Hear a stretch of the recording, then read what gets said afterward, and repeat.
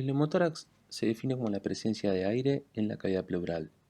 El neumotórax espontáneo tiene una incidencia de aproximadamente 1 cada 10.000 ingresos en la edad pediátrica y aproximadamente 3,4 casos por cada 10.000 ingresos en menores de un año. La incidencia del neumotórax espontáneo aumenta bastante durante la adolescencia y es mayor en varones que en mujeres, particularmente en los chicos con hábito longilíneo.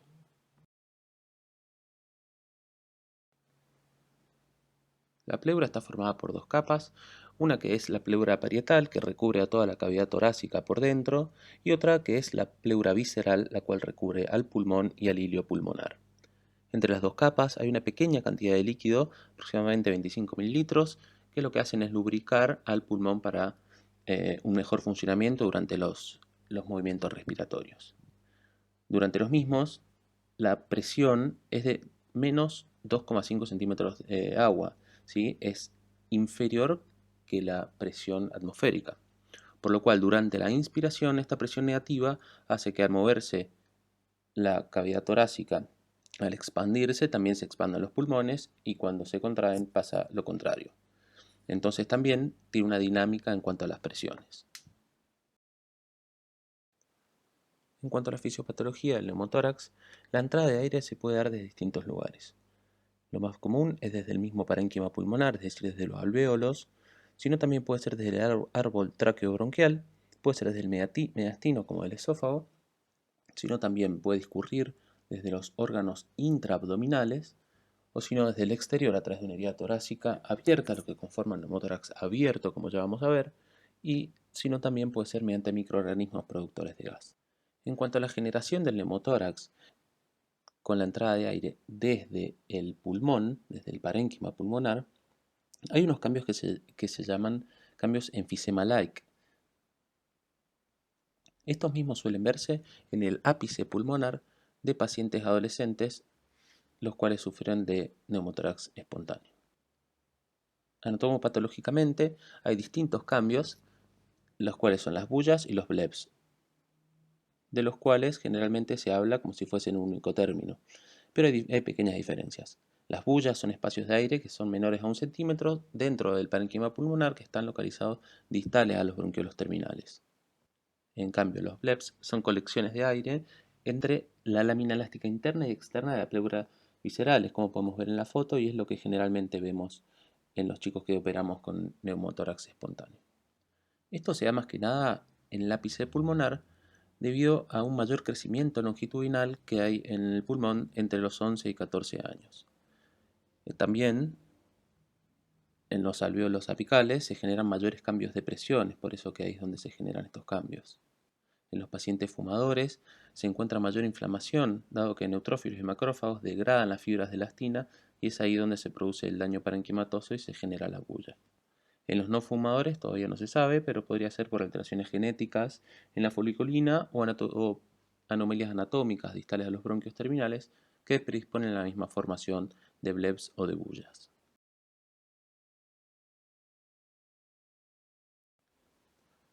El neumotórax lo podemos clasificar en espontáneo y traumático. El primero es el que se genera sin la evidencia de una causa externa. Este mismo se divide en primario y secundario. El primario es el que se genera en un pulmón que es de otra forma sano. Y el secundario es cuando ya existe una causa subyacente. En cuanto al traumático, se divide en abierto, que es el que está generado más que nada por accidentes, y el iatrogénico, que es el que generamos nosotros como médicos. Las causas en pediatría van a depender básicamente de la edad del paciente. Tanto así en neonatos se da que en los pacientes prematuros, mediante la aspiración de sangre o meconio, genera un efecto valvular que puede terminar produciendo un neumotórax. En niños chicos generalmente se da por trauma o si no por barotrauma por asistencia respiratoria mecánica. Y en esta edad también es muy raro el neumotórax espontáneo. Entonces aquí es donde tenemos que buscar una causa secundaria, como por ejemplo la aspiración de un cuerpo extraño. En pacientes adolescentes es donde es más frecuente el neumotórax espontáneo primario, que es el que más vamos a ver en las guardias, que se genera, como ya dijimos, en varones en la adolescencia estos que tienen un hábito más longilíneo. También en estos pacientes vamos a ver neumotórax espontáneos secundarios causados principalmente por la fibrosis quística. Las infecciones pulmonares también son causa de neumotórax, pero en un porcentaje menor, entre el 0 y el 17% de todos los neumotórax en pediatría. Y también es importante hacer hincapié en los neumotórax iatrogénicos, ya que como cirujanos pediátricos colocamos accesos venosos centrales y bueno, esto es una causa de ellos, más que nada el acceso subclavio. Acá pueden ver distintas etiologías, las cuales están divididas en primarias o secundarias, donde pueden ver, bueno, obviamente las bleps y las bullas, de las cuales vamos a hablar bastante, ya hablamos anteriormente, y en las causas secundarias está, bueno, la fibrosis quística encabezando la lista, y después podemos ver otras como enfermedades congénitas o infecciosas inflamatorias. También no tenemos que olvidar las causas neoplásicas como la metástasis de osteosarcoma que puede generar neumotórax en pacientes pediátricos, y también sin dejar de lado los síndromes raros. En cuanto a la clínica, va a ser muy variable dependiendo de la edad del paciente, de la reserva pulmonar que tenga y de la causa del neumotórax. Entonces, vamos a tener desde pacientes asintomáticos, que como hallazgo les encontramos en una radiografía el neumotórax, que obviamente son los menos, y lo que mayoritariamente se da es el dolor en puntada de costado, que es un dolor punzante que se da en reposo. También podemos ver, según la severidad del neumotórax, que aparece disnea y la aparición de tos seca. En cuanto a la semiología, vamos a encontrar distintos signos dependiendo de la cuantía de aire que se encuentre en el espacio pleural. Acá vamos a encontrar una disminución del murmullo vesicular y de los ruidos cardíacos, que los vamos a escuchar como lejanos.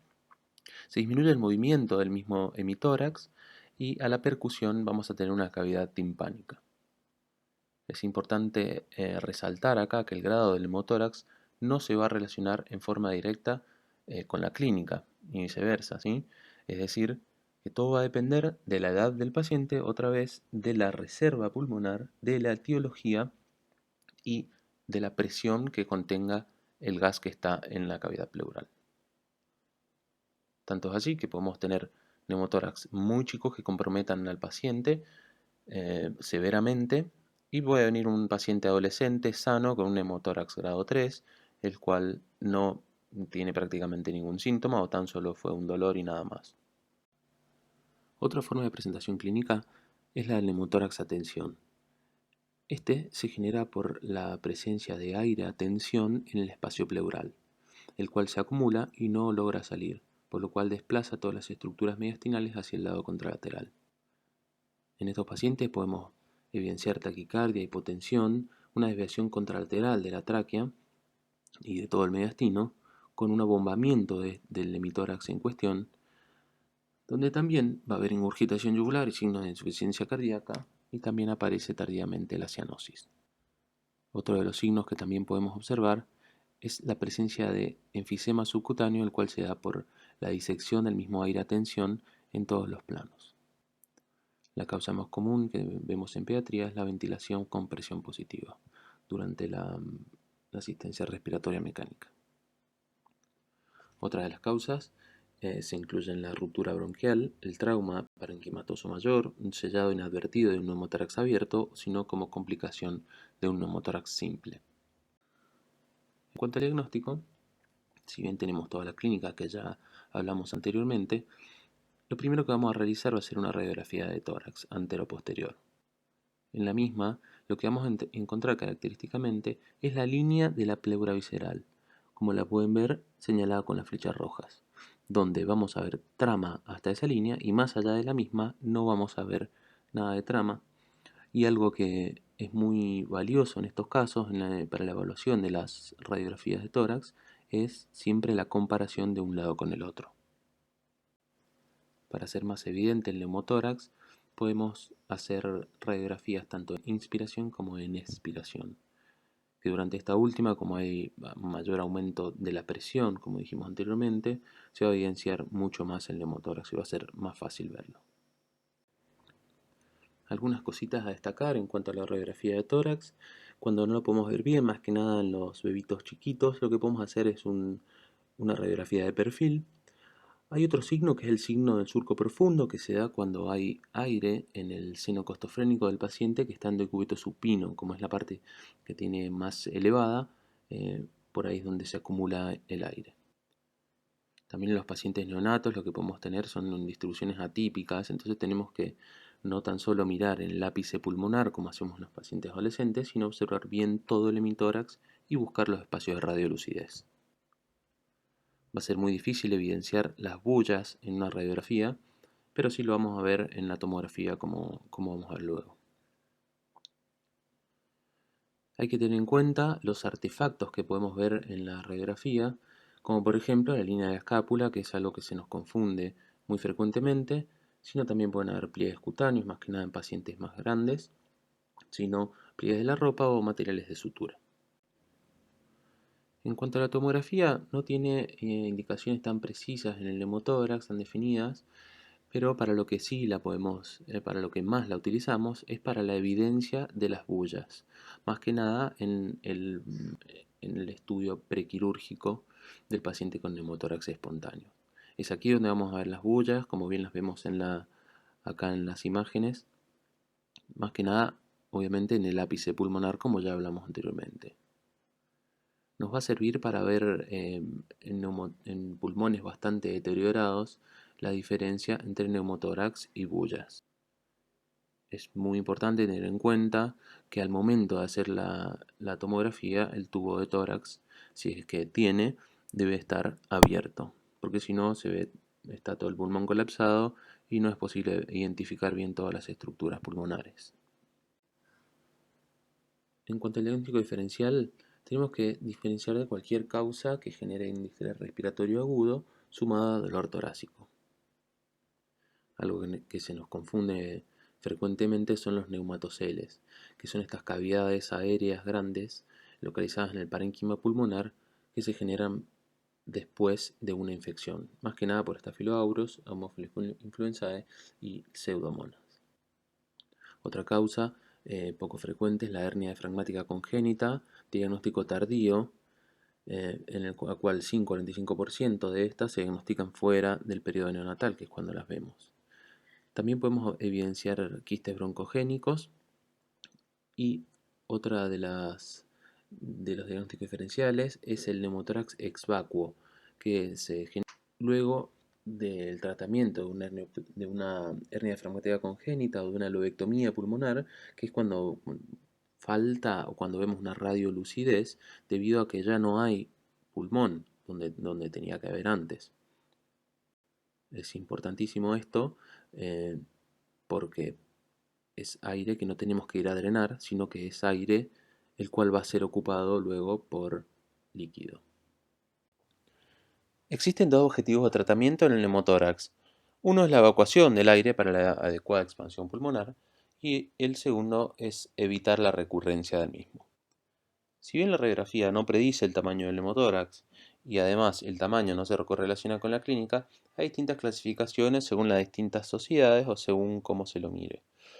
Entonces, desde la British Thoracic Society se divide en chico grande dependiendo si el ancho del neumotórax es de 2 o más centímetros.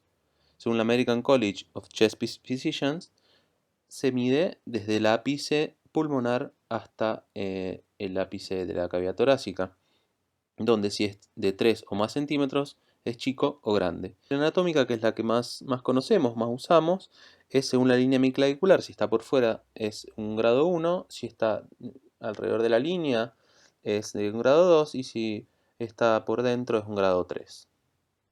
De todos modos, el tratamiento en pediatría es pragmático y controversial y se termina siendo según síntomas y según sea primario o secundario. Dentro del tratamiento, algo de lo que se puede hacer, además de tratarlo obviamente, es observar el neumotórax, dado que la historia natural del neumotórax primario es la resolución espontánea. Esta resolución espontánea se estudió y se vio que era hasta de 48 días en el seguimiento de los pacientes. Durante esta absorción del aire que queda en la cavidad pleural se puede acelerar hasta 4 veces más rápido mediante la inhalación de oxígeno al 100%. Es por eso que todos los pacientes que ingresan a la guardia con neumotórax, lo primero que hacemos es colocar el oxígeno al 100%. Entonces, hay neumotórax que podemos observar y otros que tenemos que sí o sí tratar. La observación se da más que nada para los neumotórax primarios pequeños, oligosintomáticos, o para los secundarios pequeños que son asintomáticos. Caben dentro de esta clasificación los neumotórax laminares, que es como se ve en la foto, si bien es chiquita, pero que apenas es una lengüeta de aire, los cuales son los neumotórax laminares, que bueno, serían los grado 1 en la clasificación anatómica. Los que sí tenemos que tratar, sin duda, son los neumotórax primarios o secundarios que sí tienen síntomas y el neumotórax hipertensivo, como ya dijimos, que es una emergencia. En cuanto decimos tratamiento, decimos aspiración, decimos drenaje, pleurodesis o segmentectomía, que ahora los vamos a ver a cada uno en detalle. En cuanto al tratamiento del neumotórax, el primer escalón que tenemos es la aspiración del aire, la toracocentesis, es decir, colocar una aguja, aspirar el aire y retirarla nada más. Esto es más que nada realizable en adultos, ya que lo podemos realizar con el paciente despierto, hasta sin anestesia. Em, no es recomendable en niños porque se dice que tiene más recurrencia también, porque no promueve las adherencias, cosa que sí haría el tubo de drenaje pleural. Sin embargo, las tasas de recurrencia son similares entre toracocentesis y el tubo de avenamiento pleural. Las tasas de éxito, de todos modos, es mayor en el drenaje pleural del 93% versus la aspiración del 67%. Esto se debe más que nada al grosor que vamos a poner en el drenaje, es decir, en la aspiración estamos usando, a veces podemos usar hasta una aguja intramuscular en algún chico chiquito o alguna bocat más grande, y los drenajes podemos poner hasta 24 French si queremos.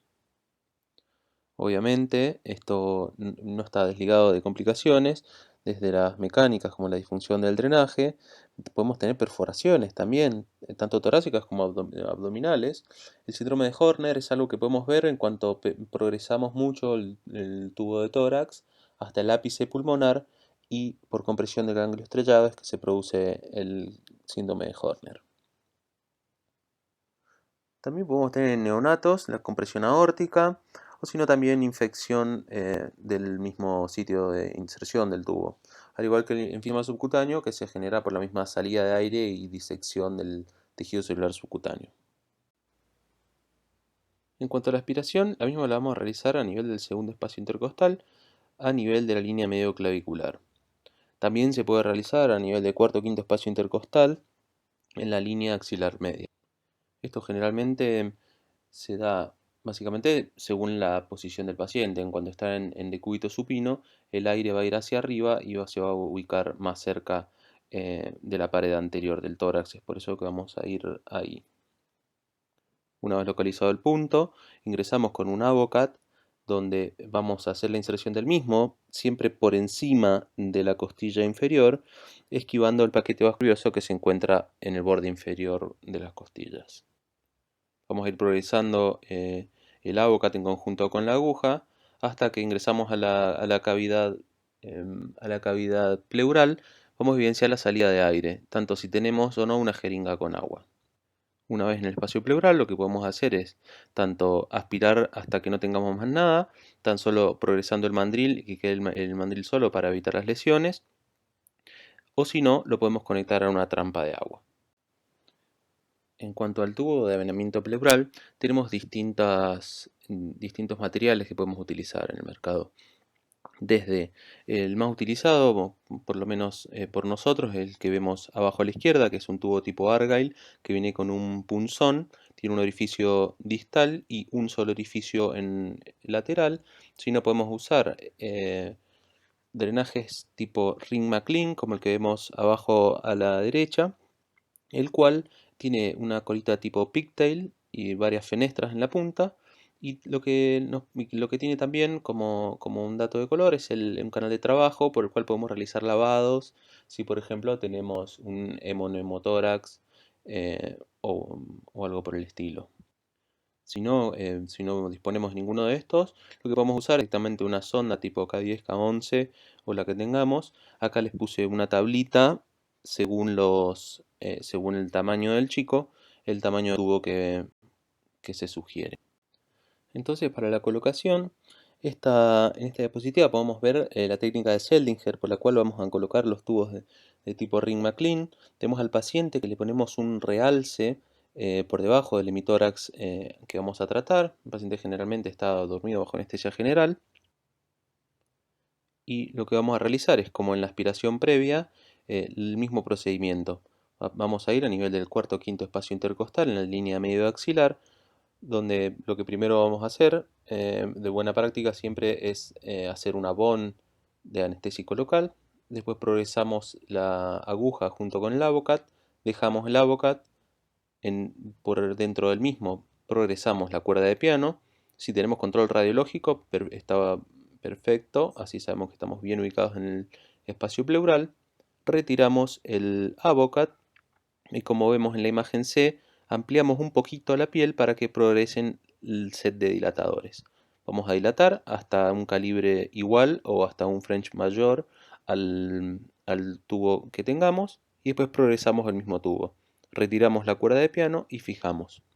Luego conectamos el sistema de aspiración a un frasco de tipo bitubulado o aquasil. Es de buena práctica siempre realizar un control radiográfico posterior para ver la adecuada ubicación del tubo y ver que no haya ningún tipo de complicaciones. Por último, tenemos la colocación de drenaje pleural de tipo Argyle o sondas tipo K10 o K11.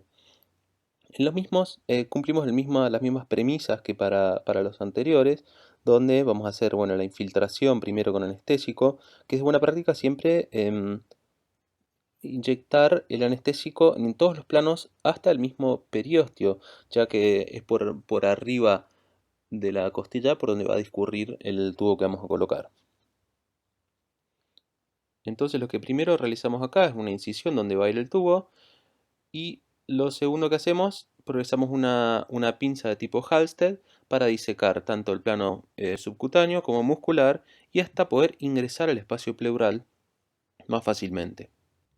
Una vez que estamos adentro, sacamos la Halsted y lo que hacemos, si tenemos un tubo Argyle, es directamente progresarlo, y una vez que estamos adentro, retirar un poquito el punzón, que tiene una punta bastante agresiva, y progresamos el tubo solo, hasta donde lo queramos dejar, con control radiológico siempre. Si no tenemos este tipo de drenajes, lo que hacemos es, por encima de la Halsted o inclusive guiándonos con el dedo, es progresar la sonda de tipo K10.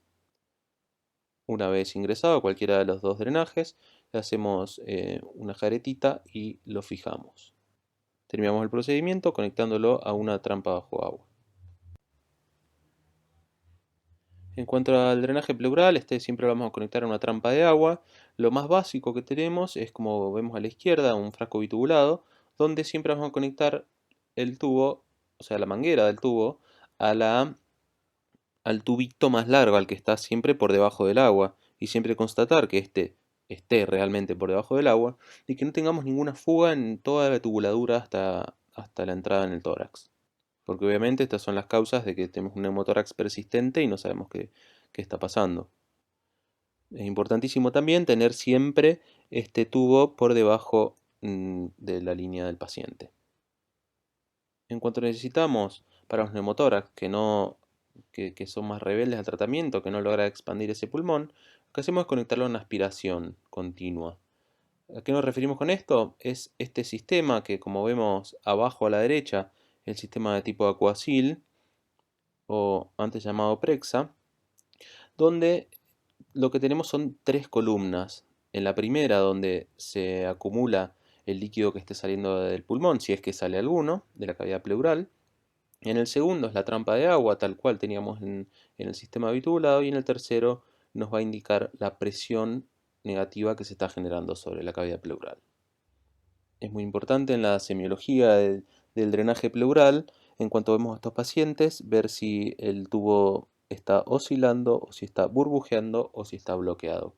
¿Qué quiere decir? Si hay algún movimiento de agua, quiere decir que esto todavía está permeable. Pero si tenemos la salida de burbujas, quiere decir que todavía hay aire que está saliendo desde la cavidad pleural. Puede ser que este aire cese en algún momento o que siga indefinidamente. Ya vamos a ver más adelante cómo seguimos.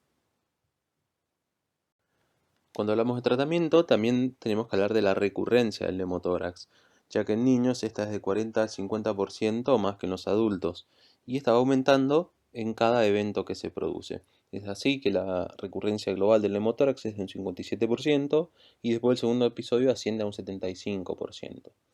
Tenemos distintos métodos que ahora los vamos a ver en detalle cada uno, pero es básicamente la pleurodesis o la cirugía, o la combinación de ambos.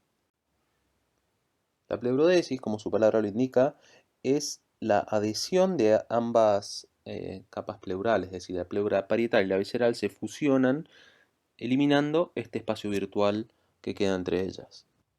La pleurodesis puede ser tanto química como mecánica.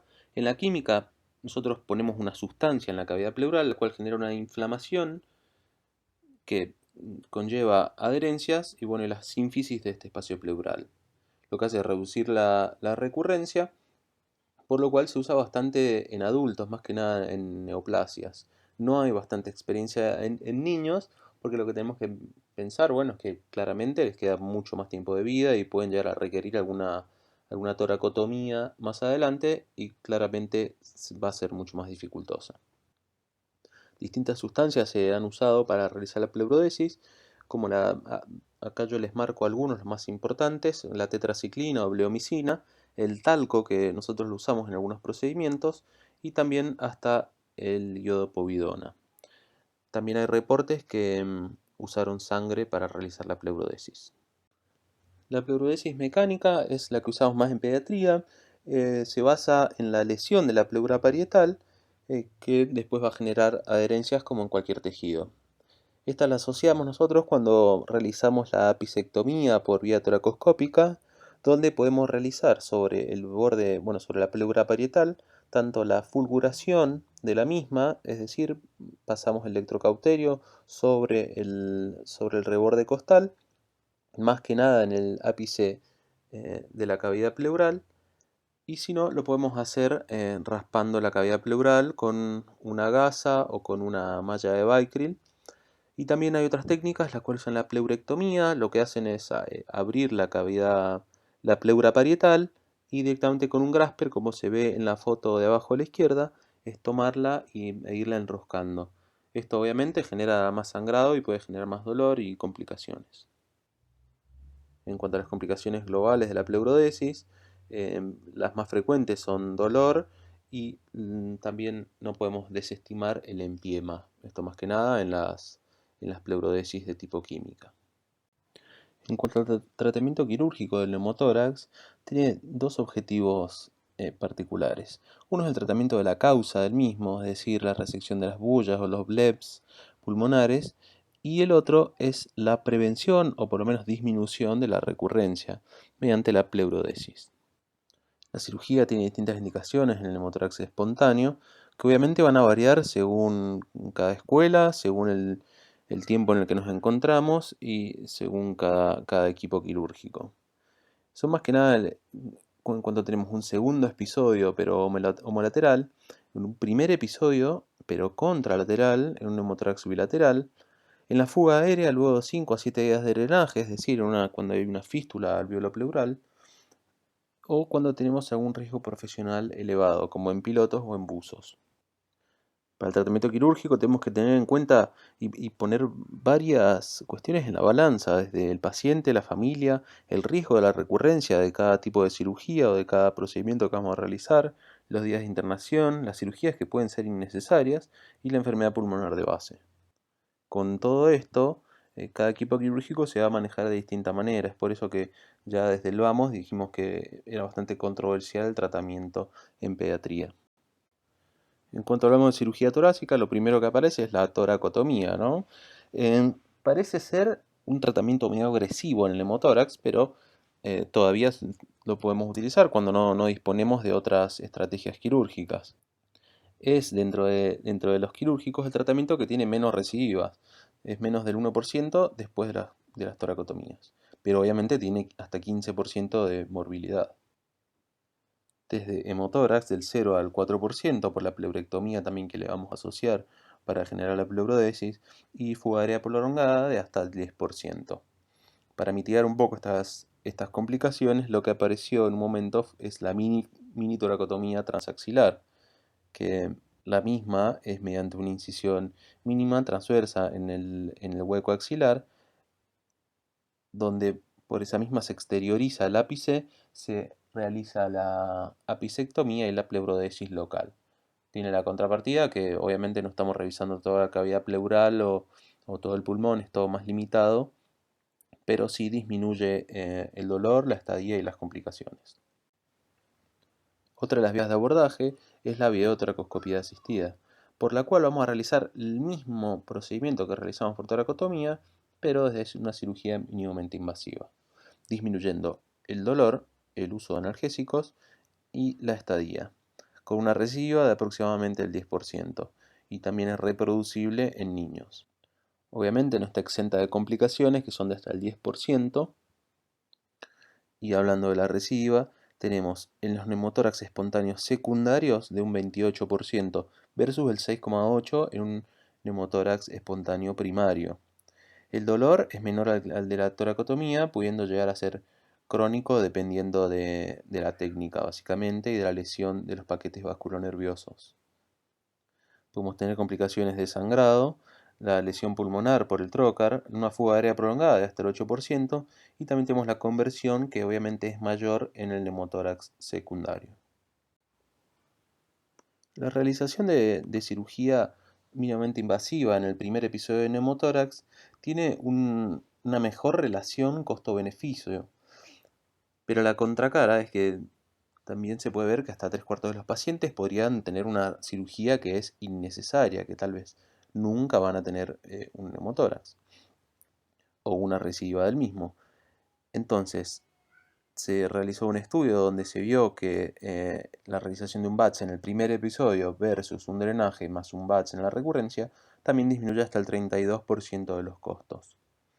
Es por eso también que es lo que realizamos nosotros en nuestro servicio, disminuyendo la recurrencia de un 86% a un 13% según nuestras series.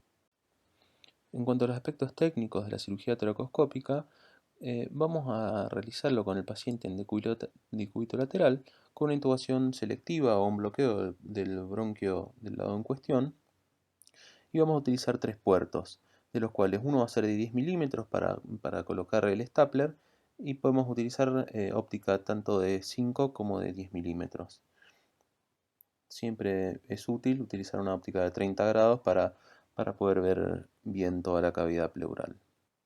Si no tenemos buena cavidad para comprimir más el pulmón, podemos poner un hemotórax a presión, una presión de 4 milímetros de mercurio con un flujo bajito de 1 litro por minuto, y eso nos ayuda bastante para movilizar el pulmón, perdón, y para poder localizar bien los blebs pleurales.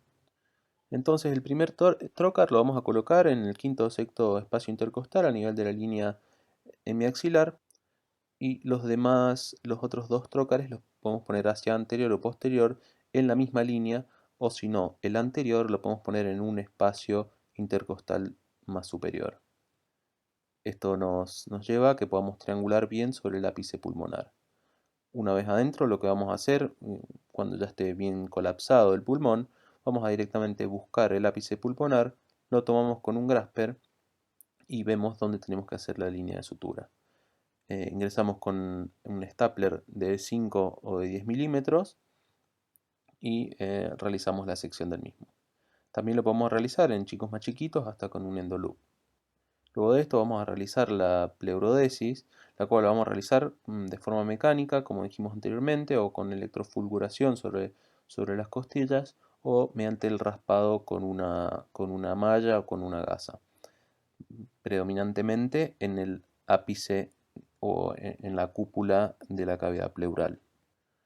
Luego de esto podemos hacer una prueba aerostática, liberando el pulmón, colocando agua dentro de la cavidad pleural a ver si tenemos algún tipo de fugas.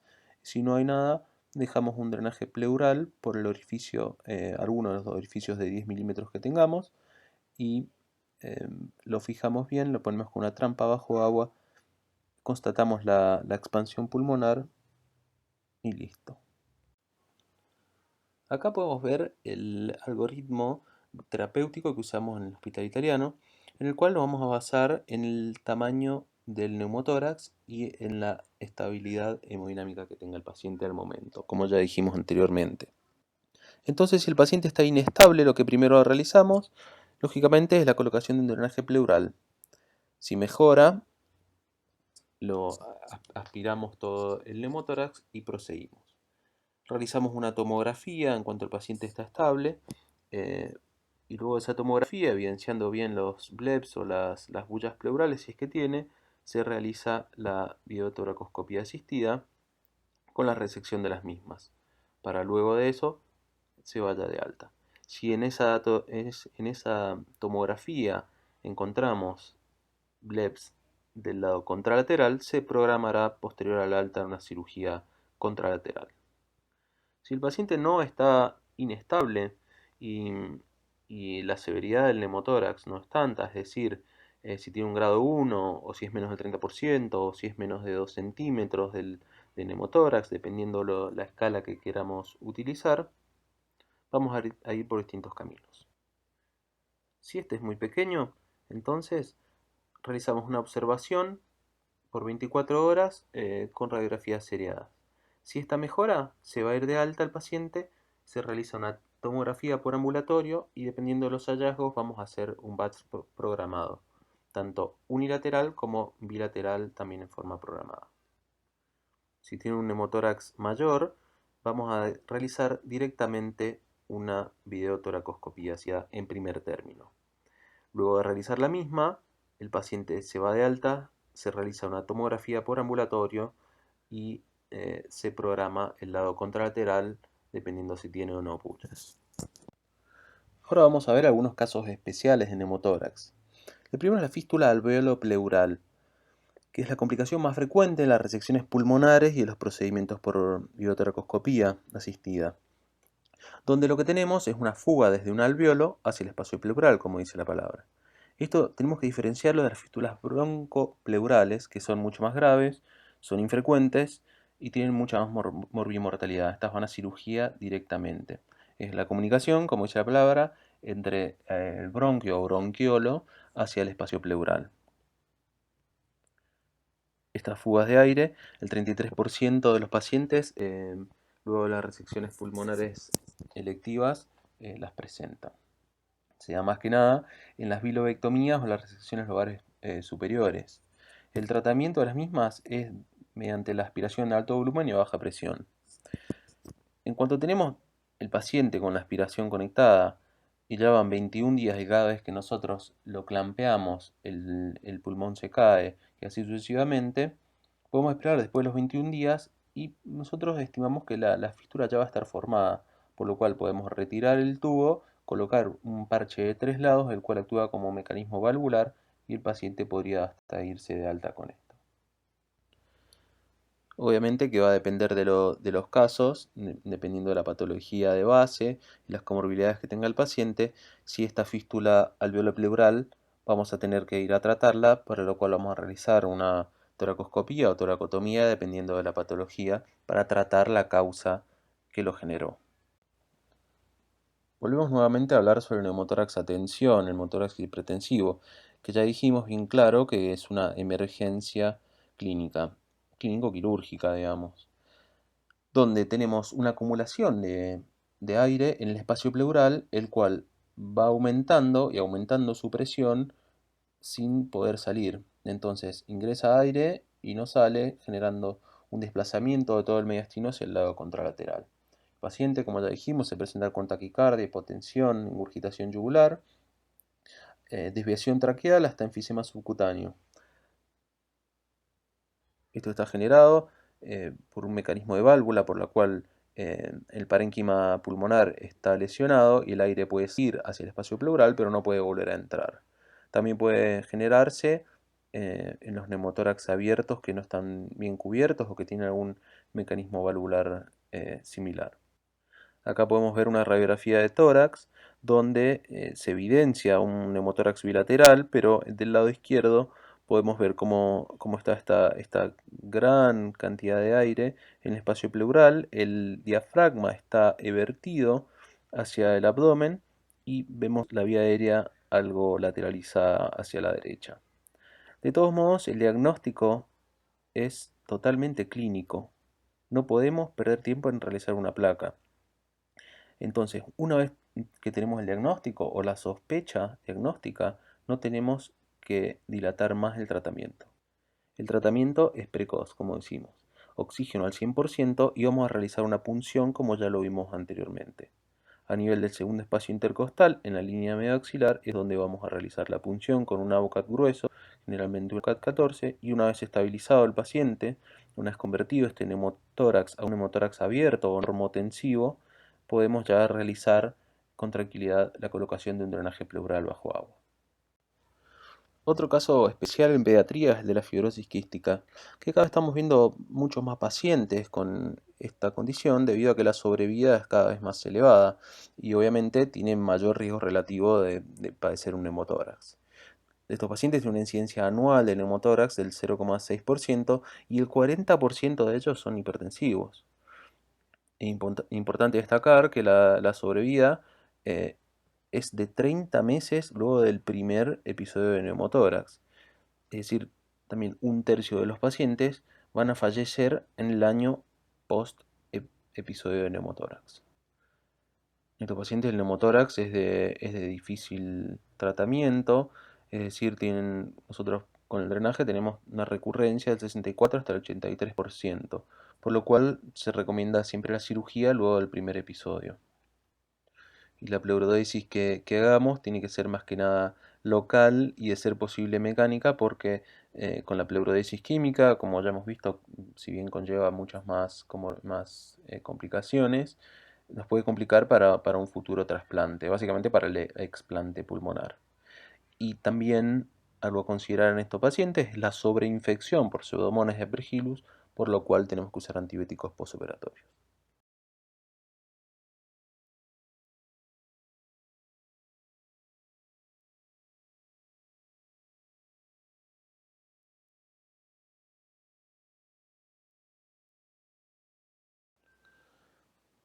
En cuanto hablamos de la embriología del sistema linfático, el mismo se forma a partir de la sexta semana mediante vaginaciones endoteliales del sistema venoso, ¿sí? Lo van acompañando. Se forman distintos sacos, de los cuales van a haber 6, 2 linfáticos yugulares, 2 ilíacos, uno retroperitoneal y una cisterna quílica. Hacia la novena semana se van elongando, todo acompañando al sistema venoso, se elongan y se fusionan, conformando así todo el sistema linfático. La linfa proveniente de los miembros inferiores y el intestino conforma vasos linfáticos que van creciendo en tamaño y se va conformando una red que va toda hacia la cisterna de Pequet. Esta misma se ubica a nivel de L2 y desde ahí continúa un conducto principal, el cual asciende hacia el tórax a través del hiato aórtico. A partir de ahí se conforma el conducto torácico, el cual asciende por el lado derecho torácico, cruzando hacia la izquierda a nivel de T5-T6 y drenando en la subclavia izquierda cercana al confluente yúgulo-subclavio. Es importante que este conducto torácico que desemboca aquí trae toda la linfa, como indiqué, desde los miembros inferiores y desde el miembro superior izquierdo y la mitad izquierda de la cabeza y el tórax. El resto de la linfa del cuerpo, es decir, de la mitad derecha del tórax, el miembro superior derecho y la mitad derecha de la cabeza, desembocan a nivel de la subclavia derecha. El quilo se forma en el intestino delgado mediante la absorción de los ácidos grasos que son ingeridos en la dieta. Entonces estos ácidos grasos, dependiendo de si su cadena es corta o es larga, se van a absorber por distintas formas. Si son cortos, se pueden absorber directamente desde el enterocito hacia el torrente sanguíneo. Pero si son de cadenas más largas, se absorben a través de los kilomicrones. ¿Qué quiere decir? Son estructuras que están conformadas por apolipoproteínas y fosfolípidos, las cuales emulsionan estas grasas que están contenidas en su interior, los triglicéridos y el colesterol. Y este no va directamente por la sangre, sino que va por los vasos linfáticos. Entonces, como vimos anteriormente, en la anatomía sabemos que ascienden por el conducto torácico hasta desembocar en la circulación sanguínea a nivel del confluente yúgolo-subclavio izquierdo. Entonces, con esto en mente, nosotros sabemos que se producen entre 1,5 y 2,5 litros de kilo por día, pero este incrementa su volumen de 2 a 10 veces tras 2 a 3 horas post ingesta de la grasa y hasta un 20% con la ingesta de agua. Esto es muy importante para ver el tratamiento del quirotórax. El quirotórax se clasifica simplemente en congénito y adquirido, dependiendo si aparece desde el nacimiento o no, y el adquirido puede ser tanto traumático como no traumático. El quirotórax congénito es el de causa menos frecuente, se da más que nada en varones con una relación de 2 a 1 y es bilateral hasta en el 10% de los casos. Es el más rebelde al tratamiento conservador y se puede dar por distintas causas, como por ejemplo asociado a malformaciones linfáticas, también asociado a malformaciones genéticas o a síndromes genéticos como el síndrome de Noonan, a neoplasias, más que nada por la compresión que generan, como a tumores mediastinales o inclusive a hernia fragmática congénita, o también pueden estar asociados a infecciones como las TORCH. Está asociado en estos pacientes el hidrops fetal en muchos de ellos, lo cual determina la gravedad del cuadro, y también a hipoplasia pulmonar. El quirotórax adquirido se divide en traumático y en no traumático. El mecanismo de generación del mismo es por daño mecánico, tanto del conducto torácico como de cualquiera de sus aferentes intratorácicos. También se puede generar por aumento de la presión venosa central por encima de lo que tiene el sistema linfático, o si no, la tercera forma de generación es mediante trombosis de las venas centrales, tanto de la cava superior o de las subclavias. Acá podemos ver algunas de las causas de quirotórax adquirido, traumático y atrogénico, como por ejemplo algún traumatismo durante el parto, mediante la colocación de un tubo de tórax o de catéter venoso central. Hay una que es muy importante que es post cirugía cardiovascular, que es del 3 al 7%, donde genera el 65 al 80% de los kilotórax. Y otra de las causas que vamos a ver también es luego de cirugía torácica, tanto atresia esofágica, de hernia diafragmática congénita o luego de corrección de escoliosis.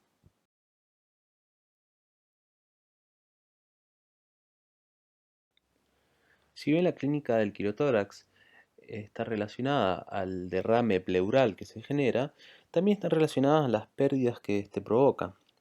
Entonces, va a haber hiponatremia, va a haber alteración del balance de los líquidos, hipogamaglobulinemia y linfopenia, lo cual lleva a inmunodeficiencia secundaria. Y todo esto nos va a llevar a un aumento del riesgo de trombosis, un aumento del riesgo de las infecciones, a distrés respiratorio y a malnutrición. La clínica de estos pacientes también va a depender de la patología de base, entonces según sea congénito o adquirido. En los congénitos podemos tener dificultad ventilatoria ya desde la sala de partos y los pacientes pueden nacer directamente con un hidrops fetal, que es bastante evidente. En cuanto al adquirido, casi siempre hay un periodo de latencia hasta que se acumula la suficiente cantidad de líquido para comprimir los pulmones y generar sintomatología, obviamente dependiendo de la patología de base. Hay chicos con posoperados de cirugía cardiovascular que con muy poquito quirotórax ya generan síntomas y hay otros que tienen una gran compliance con una buena reserva pulmonar. Entonces va a tener primero que nada la semiología de un derrame pleural. Va a haber disnea, sensación de plenitud torácica, taquipnea. No duele y es raro que haya fiebre por la acción bacteriostática que tiene el quilo. En el quirotórax traumático pueden pasar de 2 hasta 10 días hasta la aparición de los síntomas.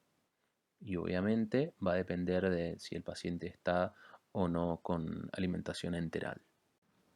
En cuanto al diagnóstico del quirotórax, lo primero que vamos a realizar es una radiografía anteroposterior de tórax, donde vamos a ver en derrames muy pequeños apenas o podemos ver en el seno costofrénico del mismo lado, la línea del derrame pleural, o si no, como en el caso de la izquierda, toda una opacificación que está rodeando al pulmón. También podemos ver, como en la imagen de la derecha, un mayor compromiso del lóbulo superior que del inferior, y esto está dado básicamente por huellas quirúrgicas. Como podemos ver, se ven los alambres del cierre de la esternotomía y los cables de marcapaso del paciente de la derecha. Lógicamente, si bien nosotros estamos sospechando un quilotórax, acá en la radiografía lo único que podemos ver es que hay un derrame pleural, pero no hay nada que nos diga en esta imagen que es un quilotórax o que es cualquier otro tipo de exudado o trasudado. Para realizar el diagnóstico de certeza de un quilotórax, lo que tenemos que tener es una muestra de ese líquido. El mismo va a tener una apariencia cambiante dependiendo si es un chico que está en ayunas o que está recibiendo alimentación enteral. Es así que va a ser citrino si está ayunado o lechoso si el niño se alimenta. En cuanto al análisis físico-químico, vamos a evidenciar que tiene triglicéridos de mayor o igual a 110 miligramos por decilitro, tiene bastantes células, más de 1000 por mililitros, a predominio linfocitario, más del 80%, donde si encontramos kilomicrones son los que nos van a confirmar el diagnóstico de quilotórax. Para el diagnóstico de quilotórax también existen herramientas de diagnóstico por imágenes que son específicas, en las cuales lo que vamos a ver son alteraciones anatómicas en los mismos conductos linfáticos o en el conducto torácico. Podemos llegar a objetivar el sitio de salida de quilo para después ir a tratarlo o tratarlo en el mismo momento, y para determinar la causa del quilotórax. Es muy importante en los quilotórax de tipo congénitos o no traumáticos descartar una malformación vascular linfática subyacente, tanto en hueso, en partes blandas o viscerales, cualquiera de las que conforman los síndromes que ya vimos anteriormente, como la enfermedad de Gorham-Stout o la linfangiomatosis caposiforme, etc. El primer estudio que podemos ver es la linfografía radioisotópica, que se basa en el transporte y la distribución en el espacio linfático de un radiocoloide que está marcado con un isótopo, luego de ser inyectado en el intersticio. Esto generalmente se hace con tecnesio 99, que se inyecta en la planta de los pies. Esto da información anatómica y las zonas de perfusión linfática que es anormal, y vamos a ver si hay algún stop o alguna fuga, pero no nos da precisión en la anatomía de las imágenes, y tampoco permite guiar procedimientos terapéuticos. La técnica de elección en el diagnóstico del quilotórax es la linfografía intranodal dinámica. Esta lo que tiene es que establece el diagnóstico definitivo de las alteraciones anatómicas y funcionales de la linfa en su recorrido hacia el torrente sanguíneo. La misma se basa en la inyección en los ganglios inguinales de lipiodol.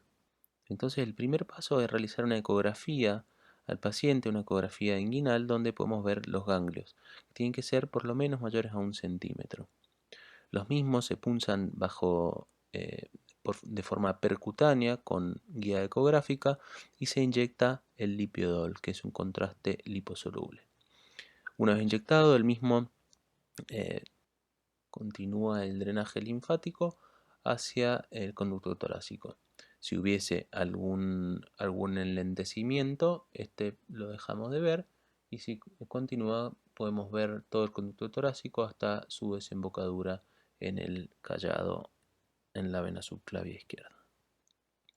Todo el seguimiento del lipiodol lo vamos a realizar mediante radiografías seriadas. Esto lo vamos a hacer con el paciente anestesiado en una sala que tengamos de tipo híbrida con rayos X. Acá en las imágenes podemos ver en las del medio cómo están punzados ambos ganglios inguinales. Entonces, en las imágenes de arriba podemos ver que por vía ecográfica se ve la aguja ingresando hacia el ganglio y es donde se va a instilar el lipiodol. Una vez inyectado, se dejan de todos modos el sistema armado con el lipiodol para ir poniendo un poquito más a medida que va transcurriendo el tiempo. Luego vamos haciendo las determinaciones mediante radiografía seriada y vemos cómo va ascendiendo por todos los conductos linfáticos inguinales hasta la cisterna de Pequet, y luego vamos a ver más adelante cómo desemboca en el conducto torácico. Aquí podemos ver cómo se tiñen todos los linfáticos inguinales e ilíacos hasta la cisterna de Pequet, que todavía no está teñida, pero si logramos ver acá el conducto torácico ya que cruzó hacia el lado izquierdo del tórax y cómo hace el callado en el confluente yúgulo-subclavio izquierdo. Cabe destacar que en este estudio no se aprecian fugas, ni stop, ni alteraciones de los linfáticos. Acá podemos ver, por ejemplo, cómo en el ascenso del conducto torácico vemos algunas colaterales y vemos que hay una interrupción del conducto torácico con algo de fuga. También podemos apreciar a la derecha de la imagen está la colita de chancho del drenaje pleural que tiene el paciente. Entonces vamos a ver que la linfografía intranodal dinámica nos puede dar mucha información en cuanto a la obstrucción, incompetencia, el desarrollo de linfáticos colaterales, si hay reflujo quiloso, y vemos el sitio puntual de la fuga. Y lo que tiene de mayor importancia este estudio es que, si bien es diagnóstico, también puede ser terapéutico, como vamos a ver más adelante. Otro de los métodos diagnósticos específicos que tenemos es la resonancia magnética nuclear, donde tenemos la resonancia convencional linfática, que es un T2, donde ahí se toman imágenes estáticas sin información del flujo linfático. Y también existe la linfografía por resonancia dinámica con inyección de contraste, donde hay una combinación entre la inyección intraganglionar con la resonancia magnética nuclear. Esto nos da una buena información anatómica y del flujo quiloso con muy buena resolución temporoespacial. Acá pasa que tenemos que tener una muy buena comunicación, digamos, entre lo que sería el servicio de resonancia y un arco en C, ¿no? Como podemos ver acá en la foto, que está todo en conjunto. Además que siempre la resonancia es un estudio que lleva bastante tiempo, con el chico obviamente bajo anestesia general, por lo cual nosotros no lo usamos en nuestro medio. Acá en las imágenes se puede ver bien hiperintenso cómo asciende la linfa hasta el conducto torácico, el cual desemboca en el callado a nivel del confluente yúgoro-subclavio izquierdo. En cuanto al tratamiento del quilotórax, tenemos distintos objetivos que cumplir. Uno es la mejora de los síntomas respiratorios, por lo cual vamos a hacer una toracocentesis o el drenaje pleural mismo. Tenemos que tratar la causa primaria, que esto va a depender de todos nuestros exámenes complementarios, así prevenimos la cronicidad y o la recurrencia, y también la prevención y el tratamiento de las consecuencias de la pérdida del kilo y de los componentes que hay en el kilo, que nos va a llevar más que nada a la inmunodeficiencia y malnutrición, que es lo que tenemos que tratar. Entonces, para lo mismo vamos a ver que hay distintas estrategias y distintos algoritmos de tratamiento.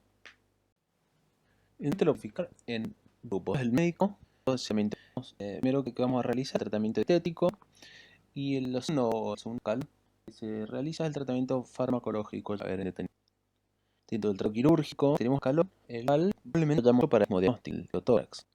Luego, si vamos aumentando la completa, tenemos la pleurodesis para el anestesio pleural y que no se junte más kilo.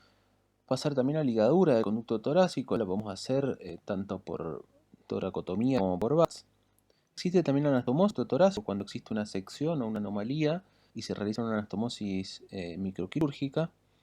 Se pueden colocar también shunts pleuroperitoneales para dirigir ese kilo hacia la cavidad peritoneal mediante un dispositivo implantable. Y lo último es la embolización del conducto torácico, el cual se hace por vía percutánea. El primer escalón en el tratamiento médico es la dieta. Como ya vimos anteriormente en la fisiología de la formación del kilo, eh, cumple un rol fundamental la absorción de los triglicéridos de cadena larga mediante los kilomicrones. Es decir, que si nosotros los eliminamos, vamos a tener una disminución del flujo de kilo. Entonces, es así como dentro del tratamiento dietético lo primero que se realiza es una dieta hipograsa, eliminando directamente todo lo que contenga triglicéridos de cadena larga. Una de las estrategias que se utiliza es la de utilizar fórmulas lácteas con TCMs, que se llaman, que son los triglicéridos de cadena mediana. Si esto no funcionara, podemos dar un saltito más hacia el ayuno y la nutrición parenteral total. Todo esto nos va a hacer disminuir el flujo de la linfa. Una vez que esté resuelto el cuadro, se puede obviamente retomar una dieta normal. Pero esto siempre se recomienda hacer la dieta normal después de 2 a 4 semanas de retirado del tubo de tórax. Para que así demos tiempo a que esté todo el sistema linfático restaurado.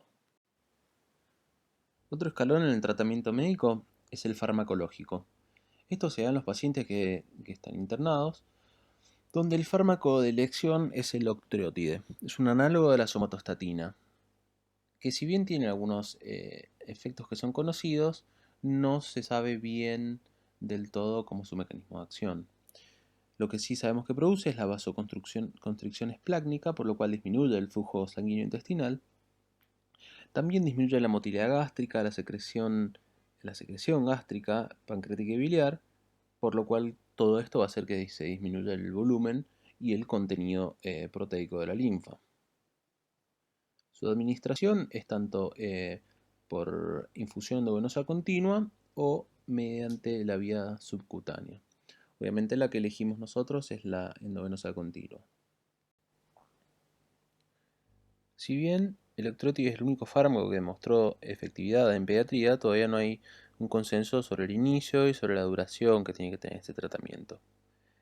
Lo que sí sabemos es que la disminución de la producción del kilo se da alrededor del quinto día, ¿sí? Desde el tercero al sexto día de tratamiento, por lo cual tenemos que darle tiempo hasta que actúa, ¿no? Recordemos que tiene efectos en la disminución del flujo esplácnico, por lo cual hay que estar atento a cualquier efecto adverso gastrointestinal que pueda tener también. Entonces hasta ahora vimos el tratamiento médico, el cual lo podemos continuar por 2 a 4 semanas, donde tendríamos un éxito de hasta el 80%, ¿sí? Pero hay un 20% que se nos escapa y que tenemos que ir a un tratamiento quirúrgico, que es el que vamos a ver a continuación. El drenaje de la cavidad pleural lo podemos hacer mediante toracocentesis en un principio para hacer el diagnóstico de quirotórax. Generalmente en estos pacientes nosotros hacemos la toracocentesis y en el mismo acto quirúrgico ya colocamos el drenaje pleural que va a quedar. Entonces el drenaje pleural sumado a los cambios dietarios son el pilar del tratamiento de quirotórax en la pediatría.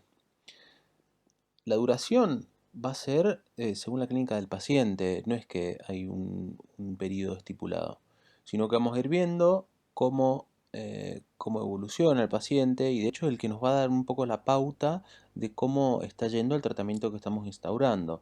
El drenaje pleural sirve para vaciar esa cavidad y para que mejore la compliance pulmonar. Pero de ahí en más nos va a ir dirigiendo a nosotros el tratamiento concomitante que vamos a hacer. No es que el drenaje pleural cura el neumotórax. Entonces, en base a la semiología que tenga y al débito que está dando, nos va a marcar la evolución. Es así que vamos a ir viendo si hay una mejoría, es decir, si va de 10 mililitros por kilo por día o menos, o también los kilotórax masivos son los que tienen de 50 mililitros kilo día, que son los que por ahí tenemos que ser más agresivos en el tratamiento. La pleurodesis es el sellado de la cavidad pleural, ¿sí? Es la unión de la pleura visceral con la parietal, para que desaparezca este espacio virtual que existe entre las dos capas. La misma la podemos hacer por vía mecánica o química, ¿sí? La química es con talco, tetraciclina, iodopovidona y esta la podemos hacer por el mismo drenaje pleural que tiene el paciente, donde vamos a instilar la sustancia y esperar a que haga efecto. Dependiendo de cada una de las sustancias, es como se utiliza y cómo se hace el protocolo.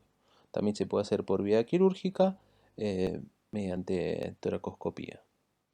Acá hacemos generalmente por pleurodesis mecánica. Tiene un éxito entre el 75 al 80% y tiene sus indicaciones precisas. La ligadura del conducto torácico se realiza cuando ya fallan otras terapias más conservadoras. La misma se puede realizar por toracotomía o por vía mínimamente invasiva, que obviamente es la de elección. Pero el procedimiento se instilan 50 a 100 mililitros de crema de leche o algún contenido graso por la sonda nasogástrica, para lo cual, o sea, para que podamos tener una mejor identificación tanto del conducto torácico como probablemente de la fuga. En cuanto a la toracoscopía, se realiza desde el lado derecho del paciente.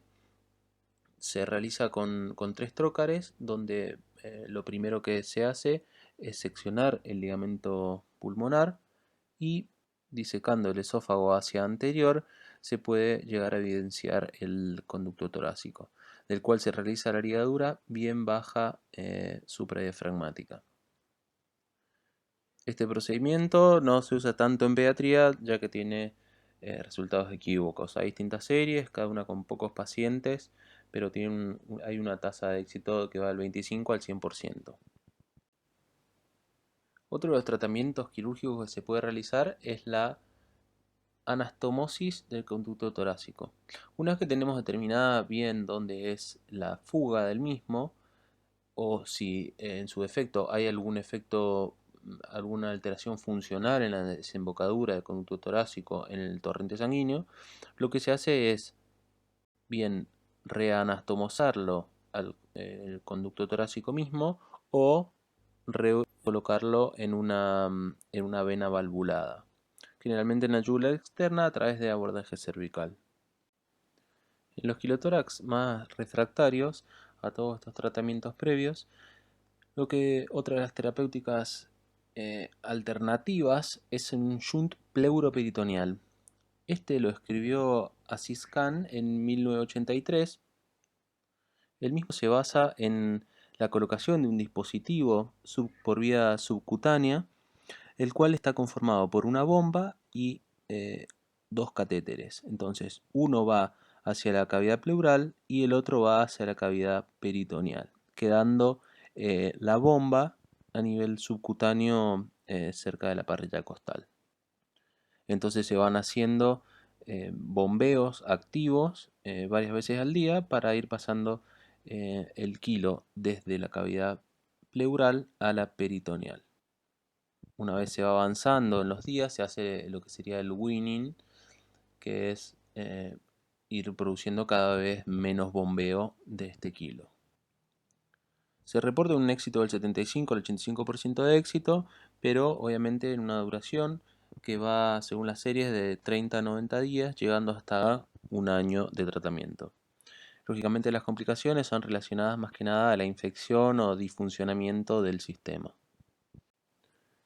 Y por último está lo que se realiza en centros especializados, que es la embolización del conducto torácico.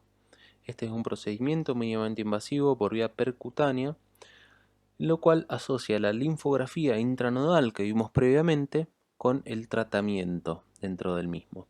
Entonces tenemos un método diagnóstico que es la linfografía mediante punción percutánea de los ganglios linfáticos inguinales y la tinción de los linfáticos hasta la cisterna de Pequet. Todo esto, como dijimos, guiado bajo radioscopía.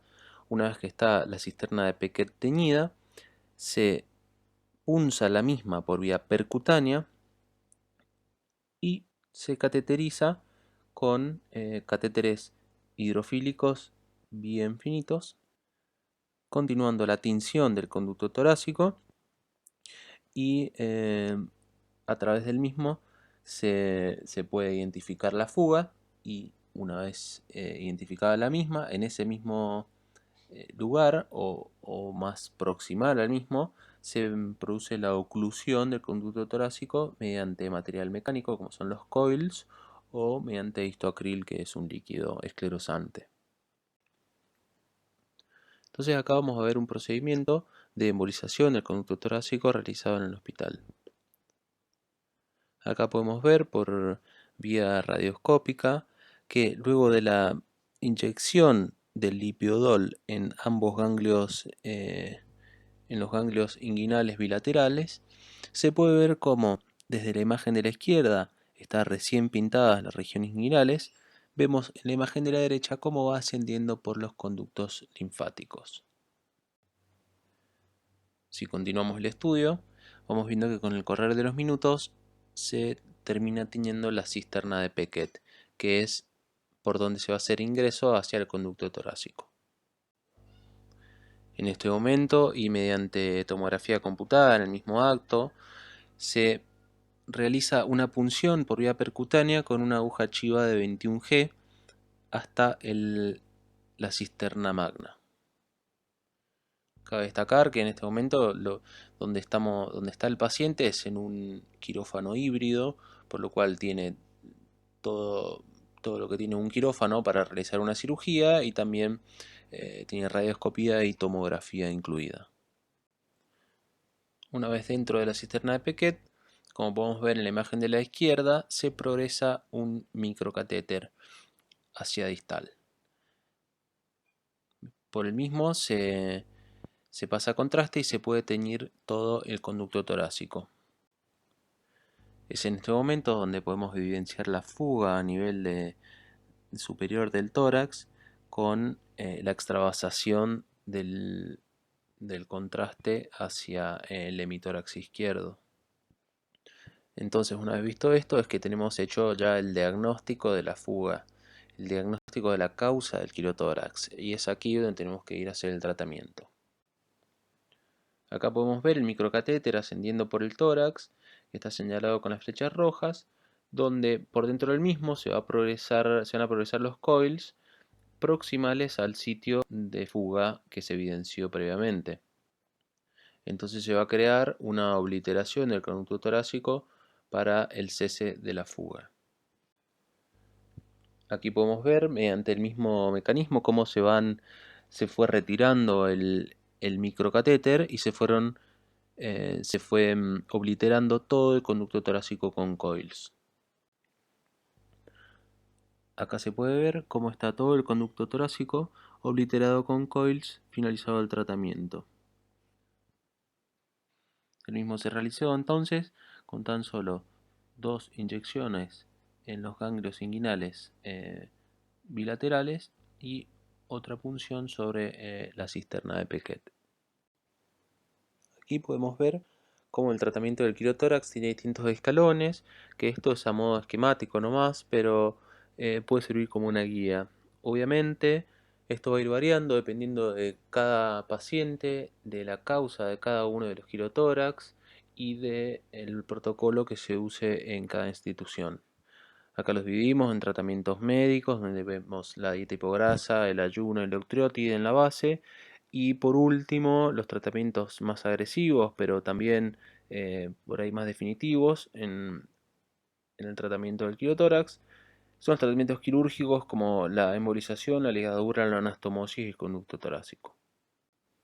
Unas palabras de quilotórax fetal, ya que el quilotórax es la causa más frecuente de derrame pleural fetal, que se da en 1 cada 10.000 a 15.000 embarazos. En cuanto encontramos un quilotórax fetal hay que descartar síndromes genéticos como Down, Noonan o Turner, o si no, masas ocupantes en tórax, hernia diafragmática congénita o si no, cardiopatías congénitas. El diagnóstico lo vamos a hacer mediante las ecografías fetales y el diagnóstico de certeza va a ser mediante la toracocentesis fetal, donde vamos a evidenciar un líquido con más de 80% de linfocitos. El tratamiento del criotórax fetal se da para evitar la hipoplasia pulmonar. El mismo se hace mediante la colocación de un shunt pleuroamniótico, el cual se coloca por punción transparietal y tiene indicaciones precisas, como son la presencia de hidrops no inmune, de los derrames severos, el desplazamiento mediastinal, la persistencia o el aumento del derrame en el seguimiento o el polidramnios. Obviamente no es un procedimiento que esté exento de complicaciones, las cuales pueden ser bastante severas, como la ruptura prematura de membranas, el parto pretérmino, infecciones, sangrado materno y obviamente el daño fetal, el cual tiene una mortalidad del 30 al 50%, el cual también aumenta en edades gestacionales más prematuras.